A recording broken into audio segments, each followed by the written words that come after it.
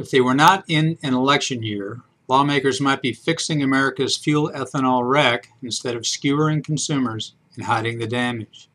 But no politician wants to admit mistakes in an election year. The latest round of ethanol mistakes began in 2005, when Congress imposed volumetric requirements for grain ethanol in motor fuel.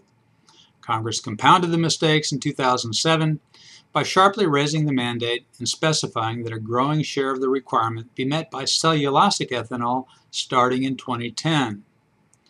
The ethanol program now faces two fatal problems.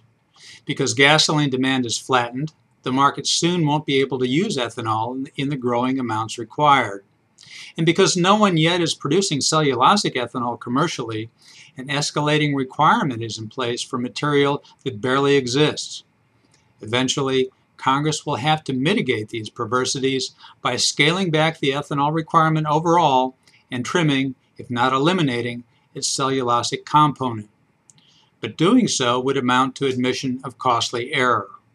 It also would remind voters that congressional adventures in fuel choice always fail.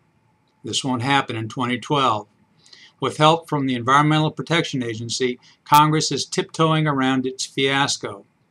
To delay arrival of the fuel market saturation point for the additive, EPA has raised the ethanol blending limit for gasoline in some uses to 15% from 10%.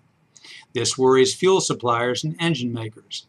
They think fuel containing the higher level of ethanol might find its way into equipment that shouldn't use it and cause damage.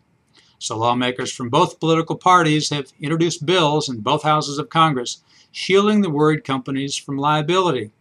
Essentially, they're putting all the risk on consumers. They're not saying so, of course. Their press statements crow about giving consumers more choices at the pump and the chance to run vehicles on domestic renewable fuel. That smoke probably will let them sneak past the elections, but it fails to address a fundamentally errant program that only worsens with time. I'm Bob Tippie, editor of Oil and Gas Journal, and that's the editor's perspective for April 5, 2012.